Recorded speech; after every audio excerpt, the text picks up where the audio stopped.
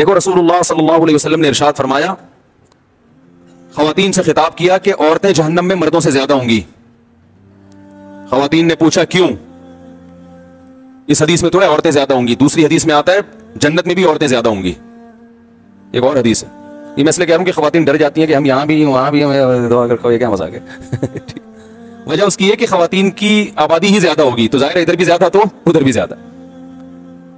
तो पूछा गया भाई वजह क्या है? आपने फरमाया तकफुरनल अशीर, शौहर की नाफरमानी करती हो।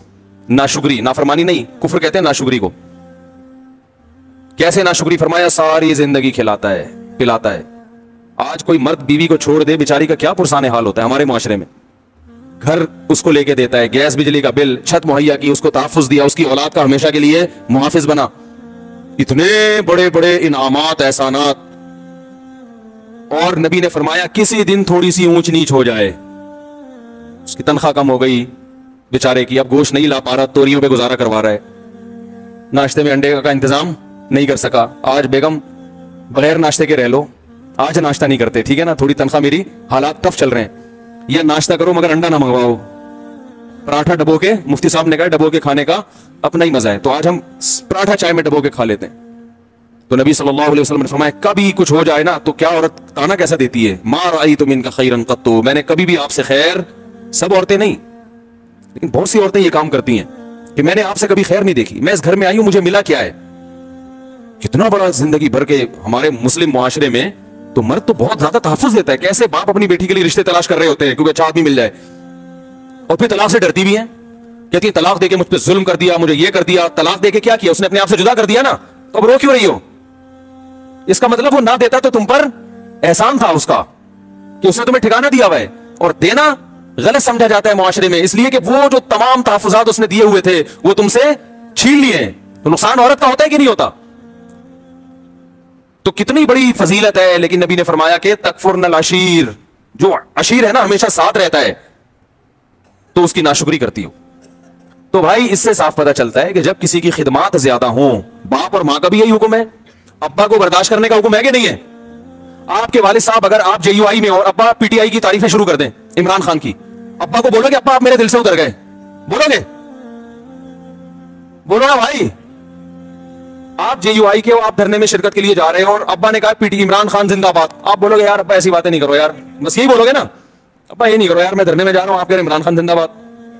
आप अब्बा को लिख के दोगे अब्बा आप मेरे दिल से उतर गए, अब्बा बोलेगा दफा हो यहां से, तू मैं तेरे दिल से उतर गया, तू मेरा बाप है जो मुझे ताने दे रहा दिल से उतर गया, तेरी औकात क्या है? बाप यही कहेगा ना, मैंने जना है तुझे, सारी जिंदगी मैंने खिलाया पिलाया। बिस्मिल्लाहिर्रहमानिर्रहीम। दूध पीते बच्चे की उल्टी क्या नापाक है? ये सवाल पूछा है जी उम्मे ईसा ने मान सहरा से। दूध पीता बच्चा अगर माँ के कपड़ों पर उल्टी कर दे तो क्या ये कपड़े नापाक हो जाएंगे? देखिए, दूध पीते बच्चे की उल्टी और बड़ी उम्र के आदमी की उल्टी के अहकाम में कोई फ़र्क नहीं है।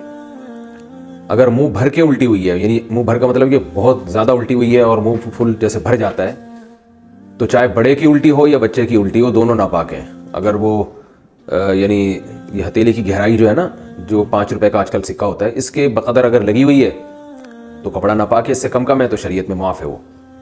और अगर थोड़ी सी उल्टी है तो चाहे छोटे बच्चे की हो या बड़े की हो, वो पाक है। और आमतौर पे बच्चों को उल्टी नहीं होती, उबकाई सी आती है, वो जब दूध पीते हैं तो थोड़ी सी वो तय करते हैं, वो उल्टी नहीं होती, वो तो वही दूध होता है जो ऊपर ऊपर रखा हुआ होता है, वही रिपीट हो जाता है, तो वही वापस आ जाता है, तो वो उल्टी नहीं है, वो बिल्कुल पाक है, उसमें वहम नहीं करना चाहिए। फजर के बाद सोना कैसा है? फजर की नमाज के बाद क्या सोना जायज़ है? अली साहब मलेशिया से। असलाफ में बहुत से हजरात ऐसे गुजरे हैं जिनसे फजर के बाद सोने की मुमानात मनकूल है। अलबत्ता कुरान और हदीस में ऐसी कोई मुमानात नहीं है, ऐसी कोई दलील नहीं है जिससे पता चलता हो कि फजर के बाद सोना नाजायज़ है। असलाफ इसको नापसंद किया करते थे। इसलिए क्यों नापसंद करते थे? इसलिए कि इस्लाम ने जो हमें अहकाम दिए और फितरत ने जो अहकाम दिए हैं, उससे ये बहरहाल पता चलता है कि ये कोई सोने का टाइम नहीं है। देखिए, अगर फजर के बाद इस्लाम ने हमें सुलाना होता तो फजर की नमाज में उठाता क्यों हमें इस्लाम? यानी ये तो अजीब सी बात हुई ना, किसी को उठा के दोबारा सुलाया जा रहा है। तो इस्लाम ने फजर की नमाज रखी है ये बताने के लिए कि ये उठने का टाइम है, और फितरत भी यही कहती है कि आप फजर के बाद ना सोएं। परिंदों को देख लें, जानवरों को देख लें आप, परिंदे सुबह सुबह कैसा चहचहाना शुरू कर देते हैं, बल्कि मुर्गा तो तहज्जुद के वक्त से ही अजानें देना शुरू कर देता है। और आप सल्लल्लाहु अलैहि वसल्लम ने फरमाया ला तसुब्बुद्दीक फ़इन्नहु युज़िनु लिस्सलाह, मुर्गे को बुरा मत कहा करो इसलिए कि वो अजान के लिए, वो नमाज के लिए जगाता है। तो जो फितरत कहती है इस्लाम वही कहता है, और जो इस्लाम कहता है फितरत वही कहती है, वो ये है कि रात को जल्दी सोएं और सुबह जल्दी उठें। अल्लाह ताला ने हमें जो रात है ना, कुरान से पता चलता है जअल लकुमुल लैला लिबासन वन्नौम सुबाता, कि अल्लाह ने रात को हमारे लिए लिबास बनाया, नींद को काटने का जरिया बनाया, और रात हमारे लिए सोने के लिए बनाई है। दिन वजअलन नहारा माशा, दिन में हमें काम काज के लिए पैदा किया अल्लाह ताला ने। तो ये गैर फितरी बहरहाल है, और रसूलुल्लाह सल्लल्लाहु अलैहि वसल्लम ने तरगीब भी दी है कि सुबह अपने कामों का जल्दी आगाज किया जाए। हदीस में आता है, आप सल्लल्लाहु अलैहि वसल्लम ने फरमाया, सही हदीस है, बूरिका ली उम्मती फी बुकूरिहा, फरमाया मेरी उम्मत के लिए अल्लाह ने सुबह के वक्तों में बरकत रखी है। सुबह सुबह कोई भी काम शुरू किया जाएगा तो उसमें बरकत होगी। अफसोस के साथ कहना पड़ता है कि बहुत से गैर मुस्लिमों ने इस पर अमल शुरू कर दिया। चाइना में आप देखें, लोग सुबह सुबह उठ जाते हैं। मैं थाईलैंड में था, फजर की नमाज के बाद मैं निकला तो सारी मार्केटें खुली हुई थी। तो जो काम मुसलमानों के करने का था वो गैर मुस्लिम कर रहे हैं। हाँ, अलबत्ता यह है कि जब आप रात जल्दी सोएं और सुबह जल्दी उठ जाएं तो फिर दोपहर को कैलूला करें। सोने का टाइम दोपहर को है, इसकी बहुत ताकीद है कुरान और सुन्नत में। क़ीलू फ़इन्न शैतान ला यक़ील, आप सल्लल्लाहु अलैहि वसल्लम ने फरमाया कैलूला किया करो, शैतान कैलूला नहीं करता। और सहाबा, ताबिईन, असलाफ सबकी सुन्नत है। गोरे यहाँ तक लिखते हैं कि जब मुसलमानों की खिलाफतें थीं तो पूरा अहले इस्लाम दोपहर को खाने के बाद सोया करता था, थोड़ी देर आराम करते थे, और इससे बहुत ज़्यादा इंसान को ताकत मिलती है, दिमागी भी, जिस्मानी भी, सुकून भी मिलता है, और वो बहुत तैयार हो जाता है बहुत देर तक काम काज करने के लिए। तो जो सोने का जो नेचुरल टाइम है वो है ईशा पढ़ते ही आप सो जाएं, और रात को बहुत जल्दी उठें आप, यानी 5, 6, 7 घंटे, 5 घंटे, 6 घंटे, किसी को बहुत ज़्यादा सो लिया तो 7 घंटे सो जाएगा। तो 5-6 घंटे की नॉर्मली नींद पूरी करने के बाद आप उठ जाएं, और फिर फजर की नमाज से 10-15 मिनट पहले आप थोड़ी देर के लिए एक शॉर्ट नैप जिसे कह सकते हैं, बहुत थोड़ी सी देर आराम वो कर लें, वो भी सुन्नत है।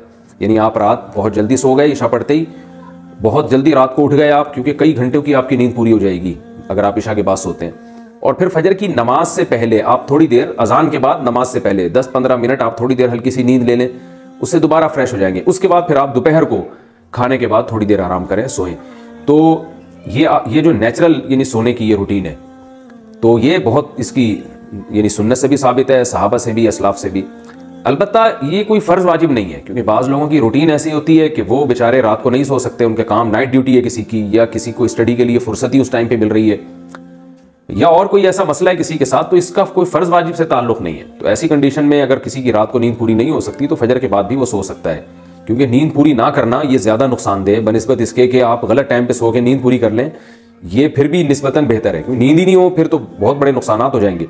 तो नींद तो रोटी से ज़्यादा ज़रूरी चीज़ है। तो इसलिए नींद पूरी करने के लिए अगर किसी को मजबूरन फजर के बाद सोना पड़ता है तो कोई हर्ज नहीं है उसमें, लेकिन नॉर्मली इस्लाम ने इसको पसंद नहीं किया है, क्योंकि इस्लाम दीन फितरत है। तो हलाल और हराम से इसका ताल्लुक नहीं है, बेहतर और मुस्तहब बहरहाल ये नहीं है। और आप सल्लल्लाहु अलैहि वसल्लम की तरगीब भी है कि सुबह के वक्त में अल्लाह ताला ने मेरी उम्मत के लिए बरकत रखी है, तो अपने कामों का फजर के फ़ौरन बाद से आगाज़ कर देना चाहिए। और वो वक्त वैसे भी ज़िक्र व तस्बीहात का वक्त है, ये एक्सरसाइज करें आप उसमें।